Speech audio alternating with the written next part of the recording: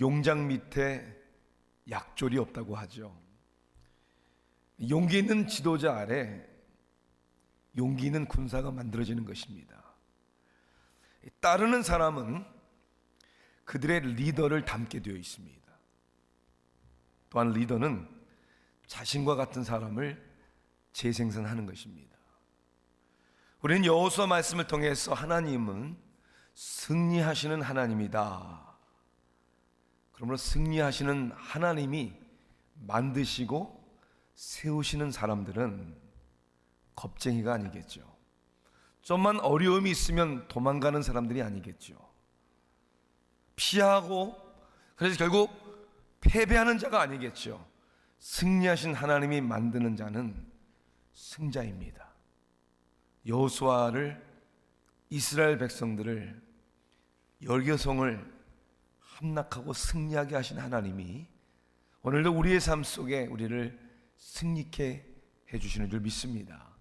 여호수아 말씀을 우리가 시리즈로 말씀을 증거하고 있습니다. 오늘 6번째는 여호수아 6장 말씀입니다. 우리 하나님의 말씀을 다 같이 함께 우리가 읽도록 하겠습니다. 여호수아 6장 1절부터 27절까지의 긴 말씀이지만 하나님의 말씀을 읽는 자들에게 오늘 복이 많은 줄 믿습니다. 우리 함께 1절부터 봉독합니다.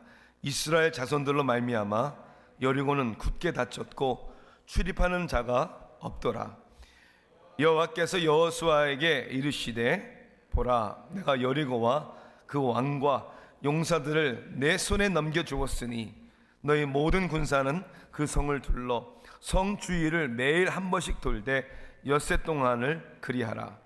제사장 7은 7 양각 나팔을 잡고 언약궤 앞에서 나아갈 것이요 7째 날에는 그 성을 7번 돌며 그 제사장들은 나팔을 불 것이며 제사장들이 양각 나팔을 길게 불어 그 나팔 소리가 너희에게 들릴 때에는 백성은 다 큰 소리로 외쳐 부를 것이라.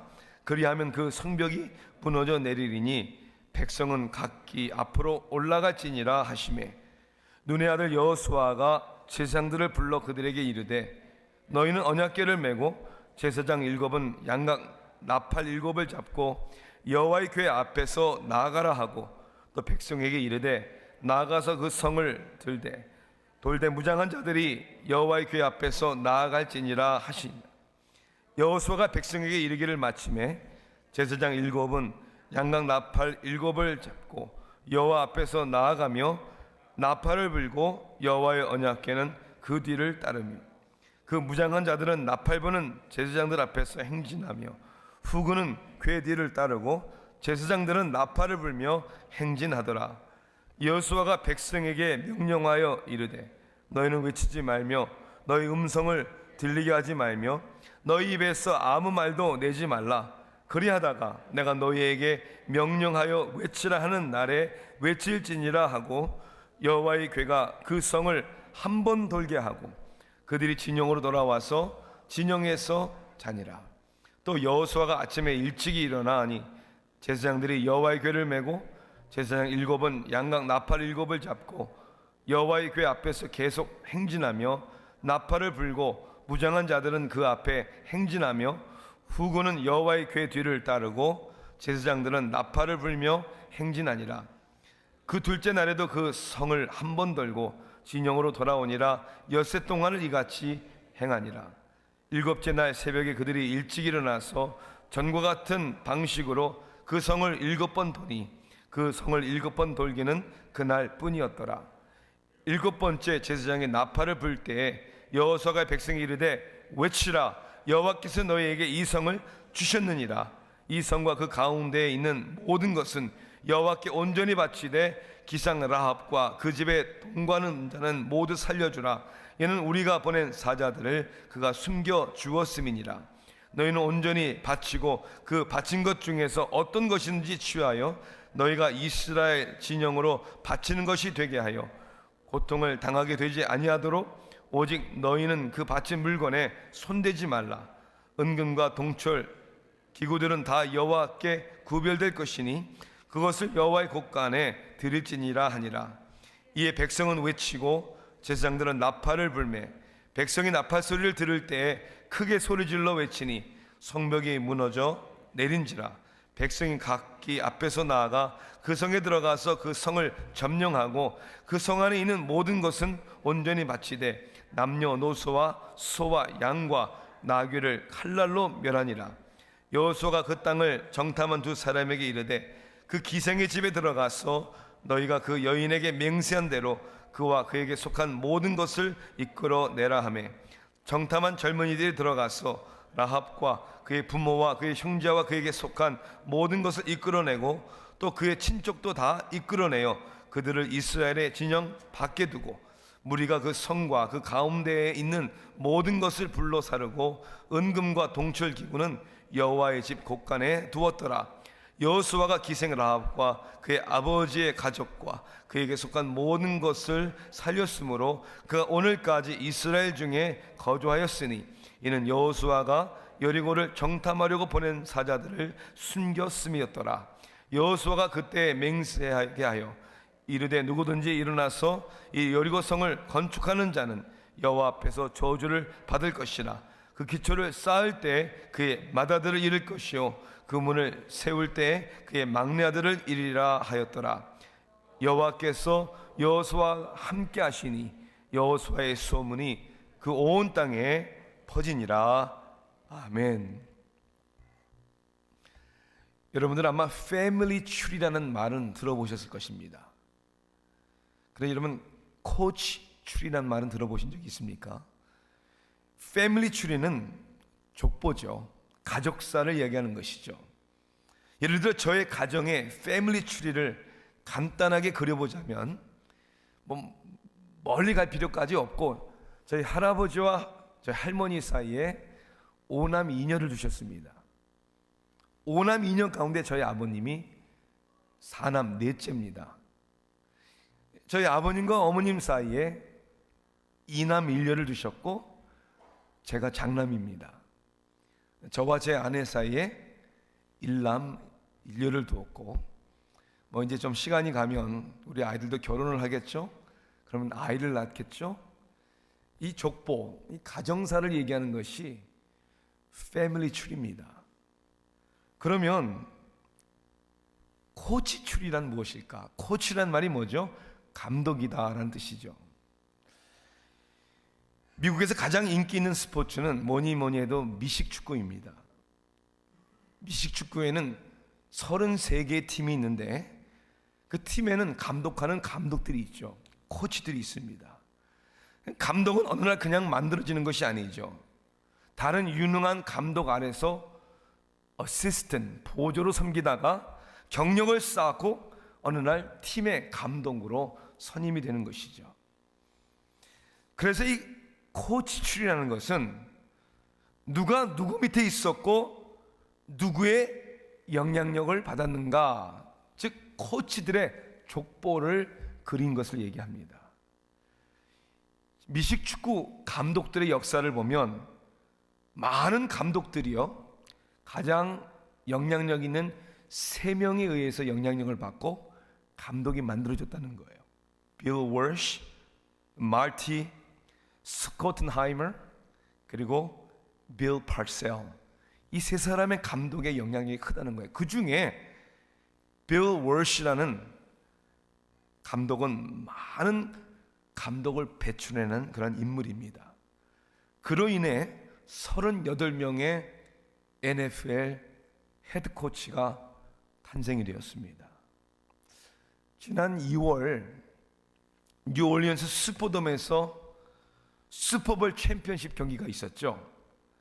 여러분 잘 모르시는 분들이 있겠지만은 발티모어 레이븐스와 샌프란시스코 49어rs의 챔피언십 경기였습니다. 발티모어가 우승을 했어요.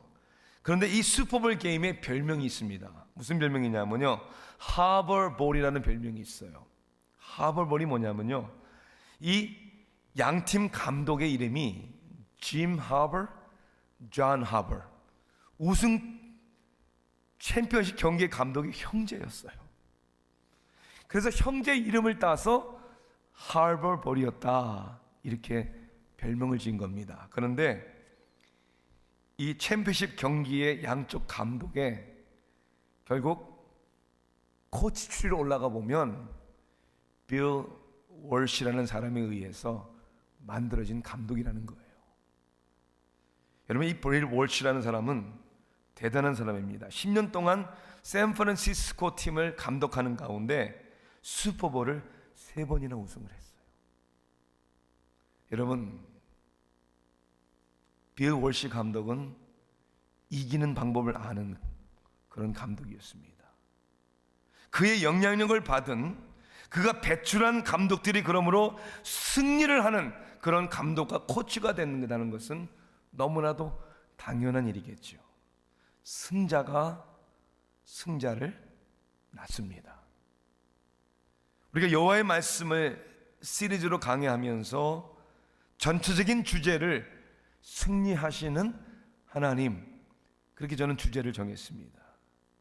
하나님은 패배를 모르시는 하나님이십니다. 아니, 절대로 패배할 수 없으신 승리하신 하나님이시죠. 그렇다면 하나님을 믿고 따르는 사람들은 하나님께서 승자로 만드신다는 것을 우리는 믿어야 하는 것이죠. 요단강을 건너서 이제 여호수아와 이스라엘 백성들 앞에는 여리고 성이 놓여 있었습니다. 그야말로 난공불락의 성이었습니다. 본문 1절은 오늘 이렇게 얘기하고 있습니다. 이스라엘에 관한 소문을 듣고 성문이 어떻게 됐다고요? 굳게 닫혔다고 되어 있어요. 출입을 하는 사람이 없었다고 합니다. 이런 상황 가운데서 승리하신 하나님은 여호사를 승자로 하시기 위하여 이렇게 말씀하십니다. 2절을 보세요. 뭐라고 말씀하십니까? 여호와께서 여호수아에게 이르시되 보라, 내가 여리고와 그 왕과 용사들을 내 손에 넘겨 주었으니. 여러분, 전쟁이 시작되지도 않았는데 하나님은 이미 게임 끝, 전쟁 끝이라고 얘기를 합니다. 이미 승리했다고, 이미 내 손에 넘겨 주었다고 말씀하십니다. 그리고 이렇게 말씀하셨을 뿐만 아니라 하나님이 여호수아에게 하나님의 방법을, 승자다운 방법을 따르라고 말씀하십니다. 매일 6일 동안 하루에 한 바퀴씩 여리고성을 돌라고 합니다. 7일째에는 7번씩 돌라고 합니다. 그리고 마지막 돈 후에는 나팔 소리와 함께 온 백성과 더불어 소리를 치라고 그렇게 말합니다. 결론적으로 여리고성은 기적적인 하나님의 역사로 무너집니다. 승리케 하신 것입니다. 승리하신 하나님은 승리하는 여호수아를 만드시고 세우신 것이죠. 오늘도 여러분의 삶 속에 굳게 닫혀있는 문들이 있습니다. 굳게 닫혀있는 일들이 있죠. 도저히 소망이 없다고 생각되는 일들이 있습니다. 해보나 마나 안 된다, 불가능하다. 그래서 어떤 사람들은 포기하고 낙심하고 이것이 내 운명이요, 내 팔자인 것보다, 그렇게 사는 사람들이 얼마나 많은지 모릅니다. 하나님을 믿는 사람들 가운데서도, 신앙생활 가운데서도 승리하는 사람이 아니라 아예 도전해보지도 못하는 그런 삶을 사는 사람들이 얼마나 많은지 모릅니다. 승리하신 하나님은 여러분들이 절대로 낙심하거나 포기하기를 원치 않습니다. 오늘 말씀을 통해 하나님은 먼저 승리하신 하나님이시기에 저와 여러분이 승자가 되기를 원하시고, 하나님은 여러분들을 오늘도 승자로 만드십니다. 하나님이 만드시는 승자, 승리하는 사람들에게는 오늘 특징이 있습니다. 여호수아와 이스라엘에게 말씀하시는 하나님의 말씀을 들어보십시오. 하나님이 만드시는 승자는 태도가 다릅니다. 애티튜드가 다르죠. 삶의 상황보다, 환경보다, 여러분이 놓여있는 처지보다 더 중요한 것은 우리가 삶을 살아가는 데 있어서 우리의 마음가짐이요, 우리의 태도입니다. 난공불락의 여리고성이 앞에 있지만 그 성을 바라보는 문은 굳게 닫혀 있지만 하나님을 믿는 사람들로서의 태도가 중요한 것이죠. 우리 사람의 마음가짐과 태도가 얼마나 중요한지 영국의 정신과 의사였던 J.A. 헤드필드라는 사람은 다음과 같은 실험을 했다고 합니다. 세 사람에게 기계를 사용해서 손이 쥐는 힘을 쟀습니다. 세 사람에게 손을 힘껏 쥐어보라고 하니까 보니까 평균 쥐는 힘이 101파운드였습니다. 자, 그런데 동일한 세 명에게 최면수를 걸고, 그리고 최면수를 건 다음에 당신은 힘이 약하다 이렇게 말을 하고 똑같이 힘을 줘보라고 했습니다. 101파운드를 쥔 사람들이 그의 3분의 1인 29파운드에 쥐는 힘밖에 내지 못했대요. 또 동일하게 최면수를 걸고 당신은 매우 강하다라고 말을 반복해주고 쥐어보라고 하니까 142파운드의 힘이 나왔다고 그래요. 여러분, 사람의 생각과 태도가 얼마나 많은 것을 좌우한다는 것을 단면적으로 과학적으로 여러분 보여주는 실험 결과입니다.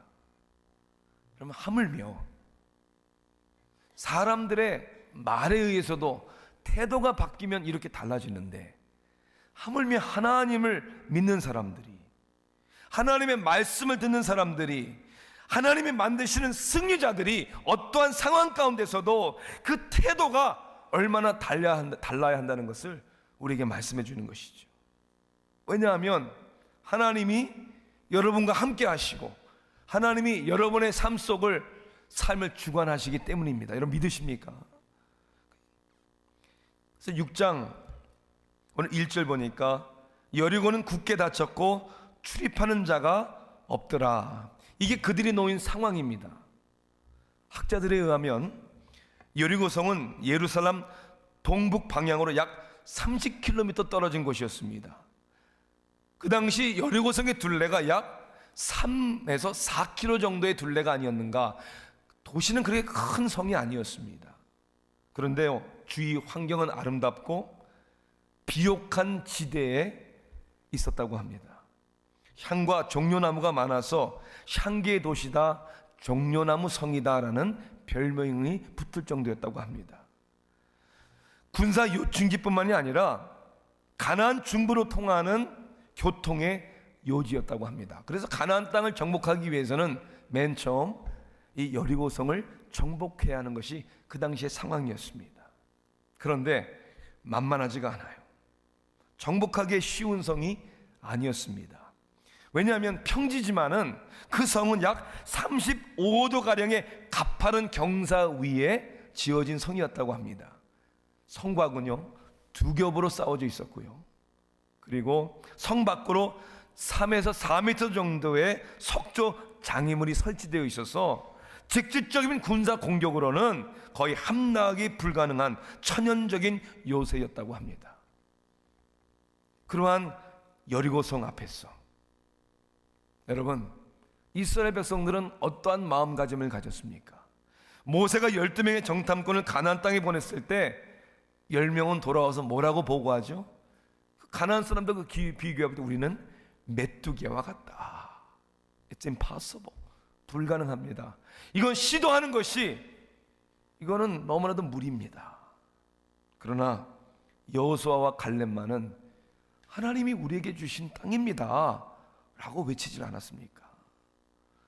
여러분은 인생을 살아가는데 어떠한 태도로, 어떠한 마음가짐으로 살아갑니까? 승리하신 하나님이 세우시는 승자는 믿음으로 인하여 그 태도가 달라야 한다는 것이죠.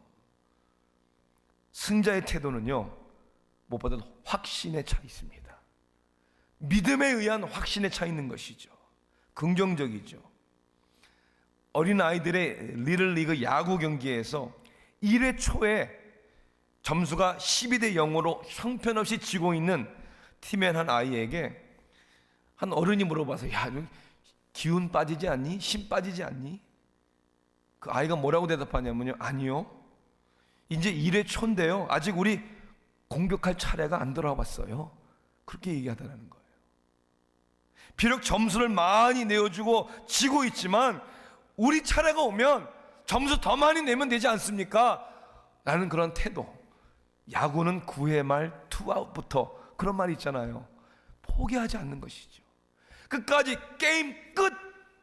게임 종료할 때까지 포기하지 않는, 아직도 기회가 있다, 우승할 수 있다, 승리할 수 있다, 여러분 그러한 하나님을 믿는 믿음의 확신에 찬 삶을 살아야 한다는 것이죠.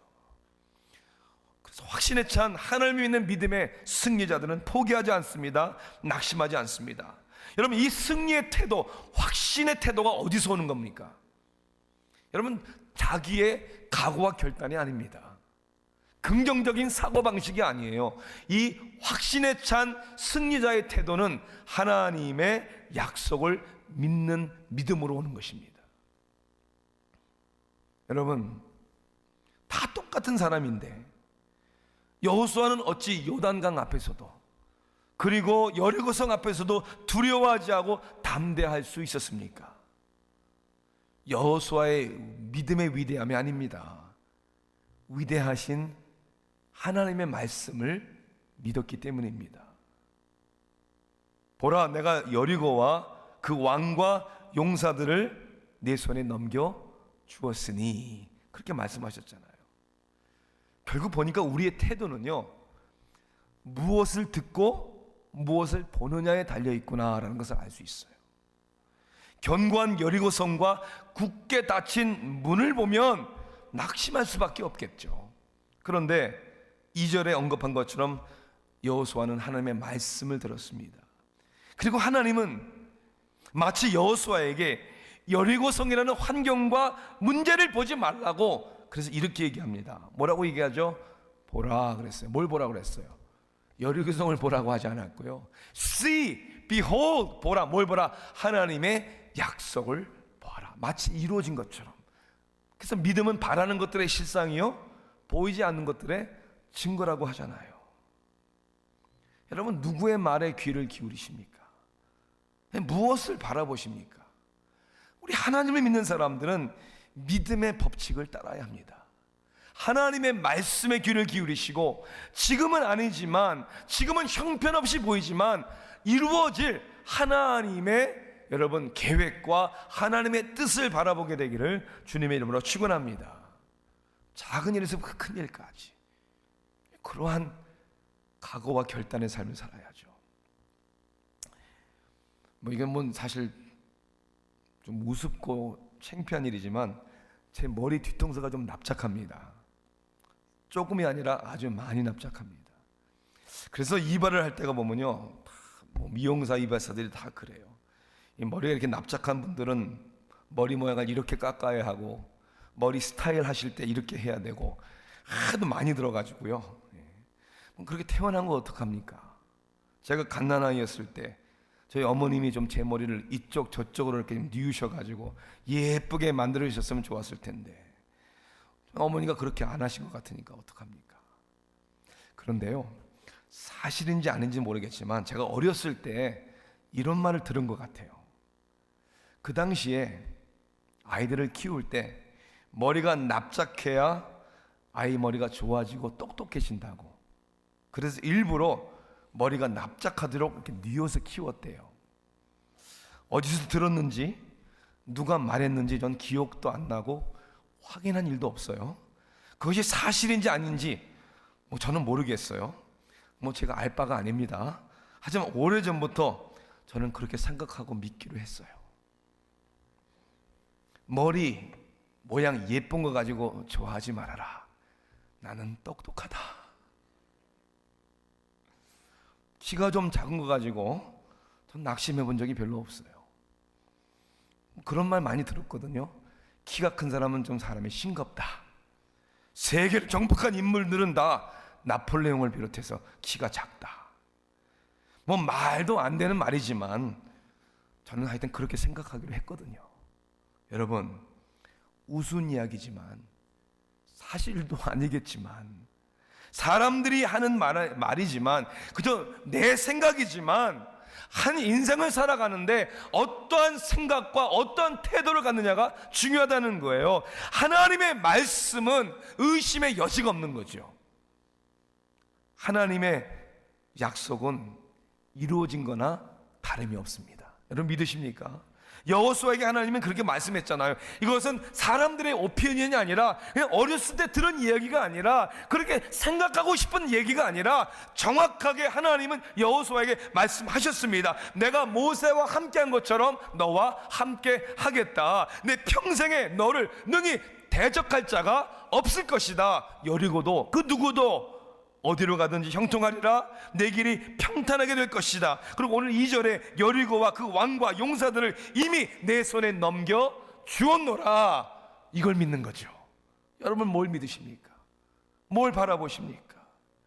이것이 믿는 믿음의 확신입니다. 실천주의 심리학자였던 유대인 빅터 프랭클은 죽음의 나치 수용소에서 삶의 죽음의 사이를 고뇌하면서 깨달은 진리가 있다고 하지 않습니까? 그는 이렇게 얘기를 합니다. 나치 수용소에 있었던 우리들은 그 가운데 오히려 다른 사람들을 위로해주고 자신의 마지막 빵까지 다른 사람들을 위해 나눠주는 사람들을 보았습니다. 그들의 모습은 모든 것이 다 빼앗긴다 할지라도 한 가지, 즉 인간의 자유는 빼앗기지 않는다는 사실을 증명한 사람들입니다. 그 자유는 어떤 상황 속에서도 스스로의 삶의 모습과 길을 선택할 수 있다는 하나님이 주신 자유다. 여러분, 오늘 하나님은 우리에게 말씀하시고 하나님의 계획 가운데 오늘 저와 여러분이 승자가 되기를 원하십니다. 오늘 말씀 가운데 여러분들은 그러면 그 믿음의 선택을 내리셔야 합니다. 세상의 소리를 들을 것인가? 지금 내 눈에 있는 환경을 바라볼 것인가? 아니면 하나님이 약속하시고 보라 라고 말씀하신 그 믿음의 세계를 바라볼 것인가? 승리하신 하나님은 오늘 저와 여러분을 승자로 만드십니다. 하나님의 믿음으로 인한 그러한 확신의 태도와 자세를 갖게 되기를 주님의 이름으로 축원합니다. 하나님이 만드시는 승자는요, 태도가 다를 뿐만 아니라요, 행함이 있습니다. 하나님이 만드시는 승자의 행함. 여러분, 가만히 앉아 있어서 되는 일이 있습니까? 실패의 정의는 우리가 노력했는데 기대했는데 그 결과가 나오지 않았다, 그것이 실패가 아니라 아무것도 하지 않는, 시도하지 않는 것이 실패라고 합니다. 하나님은 역사의 주관자가 되십니다. 가만히 앉아서 구경하시는 하나님이 아니죠. 그냥 계획만 세우시는 하나님이 아니죠. 지금도 살아계시고 역사하시는 하나님이십니다. 그래서 우리는 역사를 히스토리라고 얘기하죠. His story, 그분의 이야기라는 것이죠. 우리는 그런 걸 믿어야 합니다. 그러므로 여러분, 역사는 하나님의 이야기고요, 여러분의 인생도 하나님의 이야기가 되어야 됩니다. 하나님이 살아계시고 하나님이 역사하시죠. 그러므로 승리하신 하나님은 오늘도 승자를 만드시는데, 승자를 세우시는 하나님은 우리가 믿음의 사람이 되어서 승리의 사람으로 행하는 사람이 되기를 원하신다는 것이죠. 여호수아에게 하나님은 이렇게 명령합니다. 여리고도 왕도 그 용사들도 다 내 손에 주었다라고 말씀하시면서 뭐라고 명령하시죠? 여러분 한번 생각해 보세요. 그냥 약속하셨고 주셨으면 조금 기다리라 그러놓고 여리고성이 무너지게 하고 들어가게 하시면 얼마나 좋아요. 돌라고 그래요. 하루에 한 번씩 며칠을 6일을 돌라고 하고 7일째는 7바퀴를 돌게 하시고 나팔 소리와 함께 소리를 지르라고 합니다. 뭘 귀찮게 복잡하게 이런 걸 요구하시는지 여러분 생각해 보셨어요? 그냥 하시면 안 됩니까? 여러분, 하나님은요 그냥 있는 사람들을 사용하지 않습니다. 일하시는 하나님은요 우리로 하여금 일하시게 합니다. 가만히 생각만 하고 계획만 세고 다짐만 하는 것을 기뻐하지 않고요, 그런 사람들 통해서는 아무 일도 일어나지 않습니다. 사람들은 다 알죠. 대부분 어떻게 살아야 하고 어떻게 신앙생활을 해야 하는지 알아요. 그런데 어떤 이유였든 간에 그 알고 있는 바를 삶의 실천으로 옮기질 않습니다. 행하질 않아요. 팜 마셜이라는 사람은 이렇게 얘기를 합니다. 계획만 세워진 위대한 일들보다는 실천된 작은 일이 더 중요하다. 여러분 그렇죠? 계획은 중요하지 않아요. 실천해야죠. 그래서 오늘도 하나님이 세우시는 믿음의 승자의 삶은 절대로 중요한 일을 나중으로 미루지 않습니다. 절대로 안 미룹니다. 하나님이 여호수아에게 손에 주셨다고 했는데 행동을 요구하시죠. 돌라고 합니다. 말씀을 하십니다.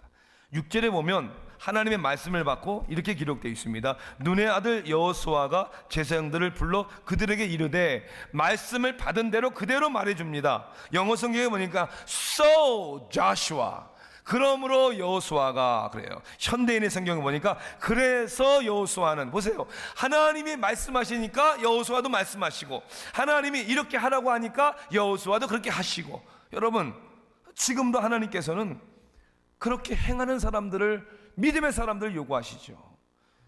어네스트 뉴만이라는 사람은 이렇게 얘기합니다. 위대한 작곡가들은 영감이 오기 때문에 작업에 들어가는 것이 아니다. 일을 하기 때문에 영감이 오는 것이다. 바크, 베토벤, 웨그너, 모차르트, 이런 위대한 음악가들은 마치 회계사가 매일 숫자를 계산하듯이 매일매일 반복되듯이 앉아서 작업을 했다. 그들은 영감을 기다리면서 시간을 낭비하지 않았다. 여러분, 언제 영감이 올 때까지 기다리시겠어요? 그런 날이 언제 오겠습니까? 중요한 일은 절대로 미루는 것이 아닙니다. 승자는요, 중요한 일을 미루지 아니하고 바로 실천에 옮깁니다. 그리고 승자는 또한 모험을 감수합니다. 왜 사람들이 행동으로 옮기질 않습니까? 저는 첫째는요, 아직 그것이 중요하지 않기 때문이라고 생각을 합니다. 중요하다고 말은 맞아 하지만 정말 중요하게 여기질 않는 것이죠. 시간이 없어요. 마음의 준비가 아직 안 됐어요. 좀 더 기도해 보고요. 솔직히 얘기하자면 그건 다 핑계고요. 지금 나한테는 그게 중요한 게 아닙니다. 그런 뜻이에요. 정말 중요하면 해야죠. 합니다. 두 번째, 행동으로 옮기지 않는 이유는 힘들기 때문이죠. 그래, 두려워요. 치루어야 하는 대가와 희생이 있기 때문에 부담스러워하는 것이죠. 두려워하는 것이죠. 그런데 여러분 한번 생각해 보세요. 세상에 여러분 그냥 되는 일이 어디 있고 쉬운 일이 어디 있습니까? 어렵고 힘들지만 중요하기 때문에, 보람 있는 일이기 때문에, 해야 되는 일이기 때문에 모험을 무릅쓰고 실천에 옮기는 겁니다. 그것이 하나님을 믿는 믿음의 생활입니다. 누군가 이렇게 얘기했어요. 거북이를 봐라. 거북이는요, 목을 바깥으로 내어놓을 때만 움직이고, 여러분, 전진합니다. 목을 내놓는다는 말은 무슨 뜻이에요? 위험을 무릅쓰고 무서워서 해를 입지 않기 위하여 거북이가 목을 쏙 집어넣으면 움직이질 않습니다. 우리 신앙생활의 때는 목을 내놓아야 할 때가 있다는 거예요. 전쟁에 여러분 우리가 참여해야 되는 겁니다. 시도해야 되는 거예요. 실패할 수도 있지만, 손해볼 수 있지만 하나님의 뜻이라고 믿으면 도전해야 되는 것입니다. 마크 트웨이는 이렇게 얘기를 합니다. 20년 후에 당신이 인생을 돌아보면서 후회할 것은 내가 무엇을 했기 때문이 아니라 하지 않은 일 때문일 것이다. 그렇죠? 하지 않은 일 때문에 후회하는 거예요. 그러므로 묶여있는 밧줄을 풀어라. 안전한 항구를 떠나라. 바람을 타라. 향해하라. 꿈을 꾸어라. 발견해라. 하나님이 오늘도 승리하는 믿음의 사람들에게 요구하시는 것이죠. 편안한 나의 삶의 밧줄을 푸셔야 합니다. 안전한 자리를 떠나야 합니다. 바람을 타십시오. 향해하십시오. 꿈을 꾸십시오. 도전함으로 하나님의 놀라운 세계를 발견하십시오.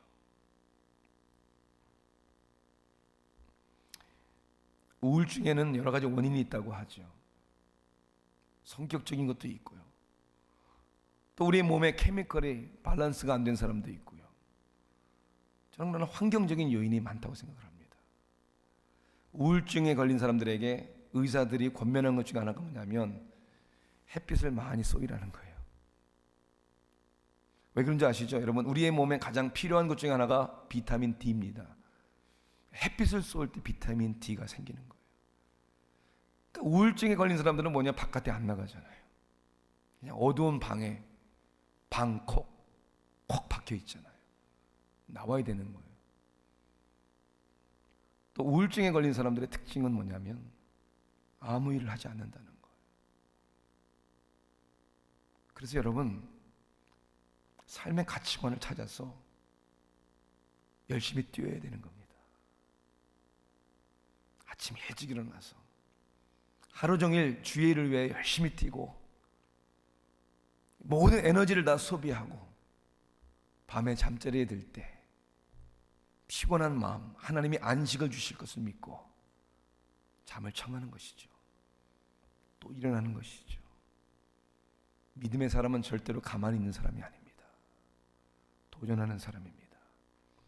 하나님의 영광의 빛 아래 오늘도 여러분 용기 있게 도전하기를 주님의 이름으로 축원합니다.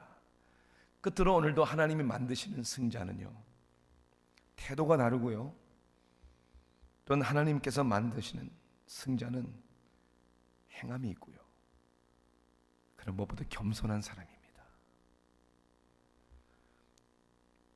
위대하신 하나님, 승리하신 하나님이 만드시는 승자에게 요구하시는 것은 humility, 겸손입니다. 교만은 패망의 선봉이라고 성경은 말씀하고 있습니다. 교만한 자를 하나님은 대적하시고 겸손한 자에게 은혜를 주시겠다고 약속하셨습니다. D.L. 무디는 이렇게 얘기합니다. Be humble or you'll stumble.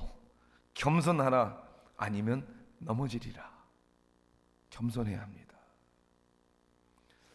여호수아와 이스라엘 백성들은 하나님이 만드시는 승자가 되기 위하여 하나님 앞에 겸손한 마음을 갖습니다. 겸손하다는 것은 두 가지를 통해서 나타납니다. 첫째는 하나님 중심의 삶을 살겠다는 거예요. 내 중심의 삶은 교만한 것이고요, 하나님의 중심의 삶이 겸손한 것이죠.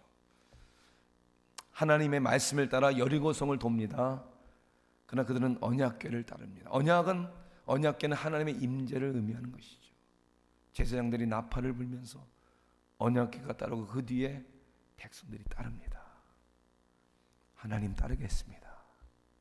이게 어리석은 일 같아도, 우습고 바보 같은 짓인 것 같아도 하나님과 함께하면 어리석은 일이 아니죠. 하나님과 동행하면 그건 우스운 일이 아니죠. 하나님 중심.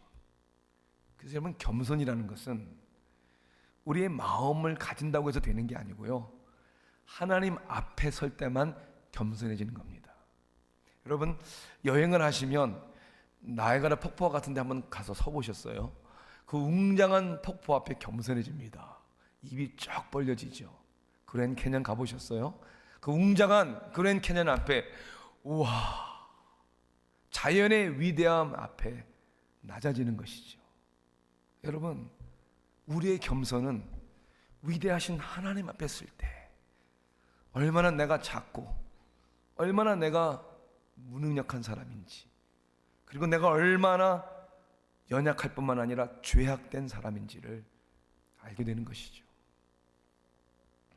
또한 겸손하다는 것은 하나님 앞에서 하나님 중심으로 하나님을 인정하겠다는 의미만이 아닙니다.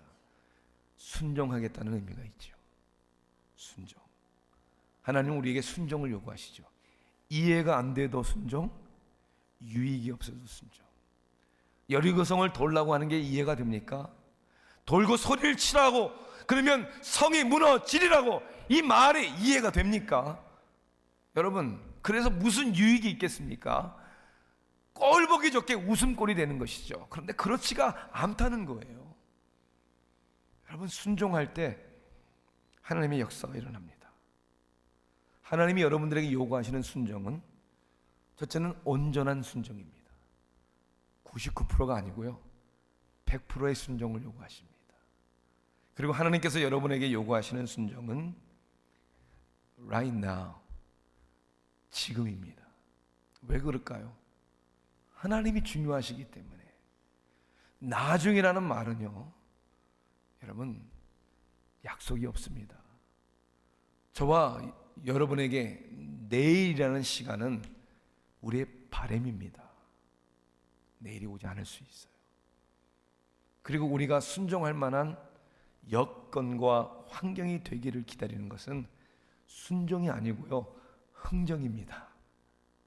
하나님, 내가 할 수 있게 되면, 하나님, 기회가 되면, 하나님, 여건이 되면 그때 하겠습니다. 누가 주인입니까? 누가 하나님입니까?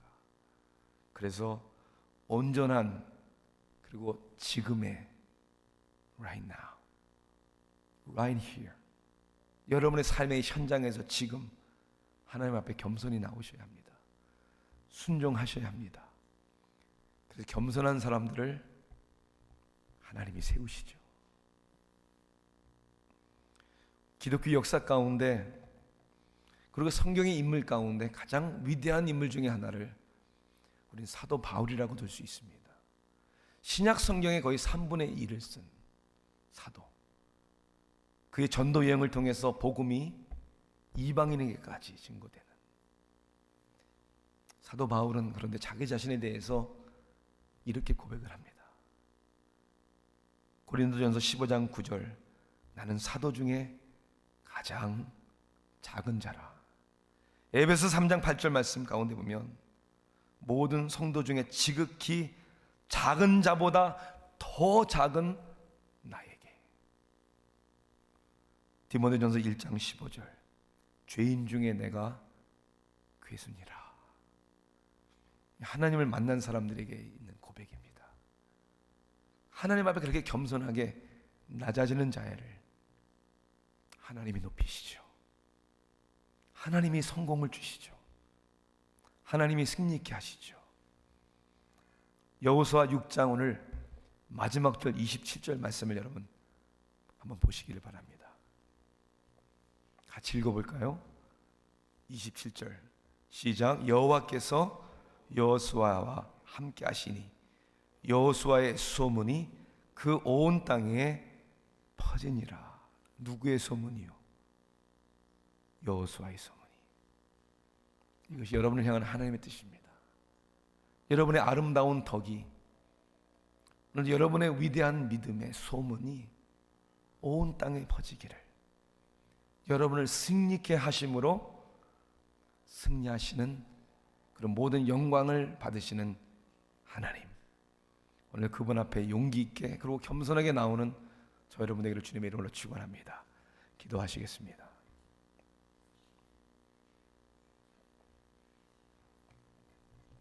사랑의 하나님,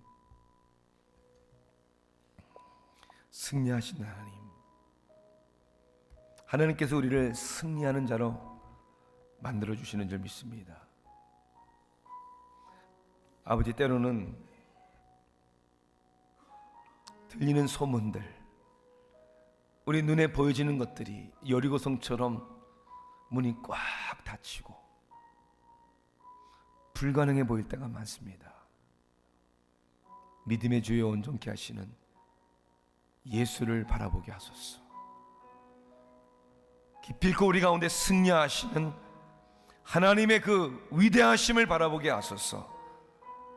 우리의 삶 속에 그러므로 하나님의 이야기가 많은 사람들에게 하나님 소식이 전해지고 하나님의 영광이 드러나게 하소서. 예수 그리스도 이름으로 간절히 기도하옵나이다. 아멘.